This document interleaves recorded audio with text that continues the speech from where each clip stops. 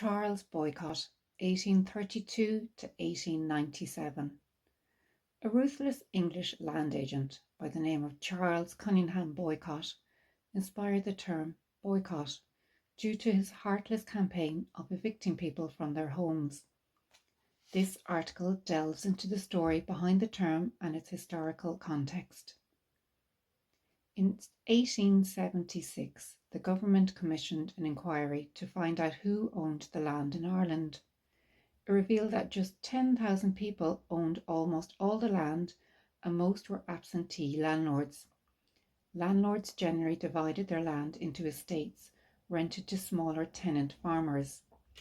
50% of all tenant farmers occupied holdings of less than 15 acres. Agrarian conflict between landlords and tenants was very common in the decades after the famine. The Land League was formed in 1879 to try and fight for the rights of tenants.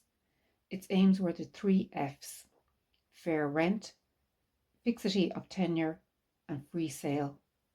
In 1873, Charles Cunningham Boycott had agreed to become the land agent for Lord Erne, who had 2,000 acres of land near the Neil in South Mayo.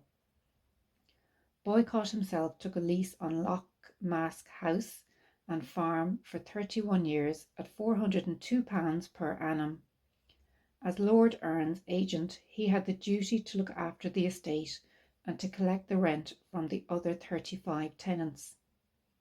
On the 19th of September 1880, Charles Stewart Parnell gave a speech in Ennis which set out the response to how a farmer should be treated if he bids for the land on which a tenant has been evicted. It set out the Land League's weapon of social isolation or exclusion. Also at this time, the tenants on Lord Erne's estate were seeking a reduction of 25% in the rents due to a bad harvest. Charles Boycott had refused and offered 10%.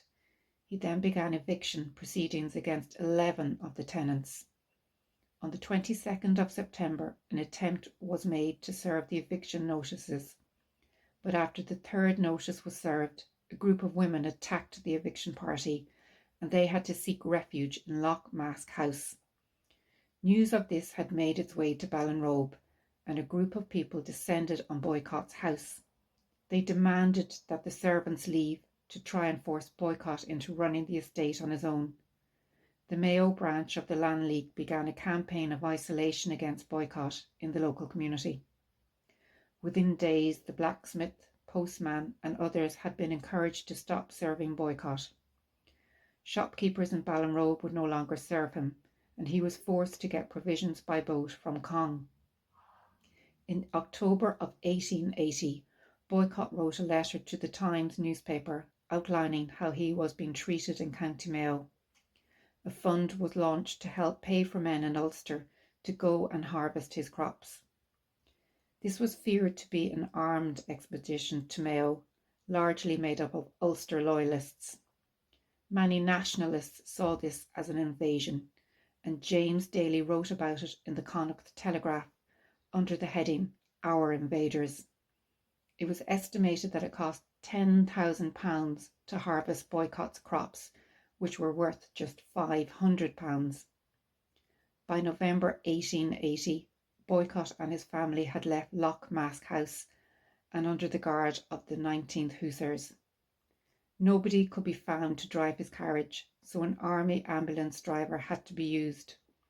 On December 1st, Boycott left Dublin for Holyhead. The following year, he visited the US. By 1886, he was back in England as a land agent for Hugh Adair in Suffolk after selling his interest in Loch Mask House. On the 19th of June 1897, he died at the age of 65, his name forever remembered and attached to a campaign to bring down tyrants. Boycotting had strengthened the power of the tenants and was one of the most successful tactics used in the land war in Ireland. According to the journalist James Redpath, who was given credit for coining the verb to boycott, he had used the word as a substitute for ostracism, to enable the peasantry to understand the meaning behind the word. How would it do to call it "to boycott him"? The word was first used in print by Redpath in the Chicago Inter-Ocean on the 12th of October, 1880.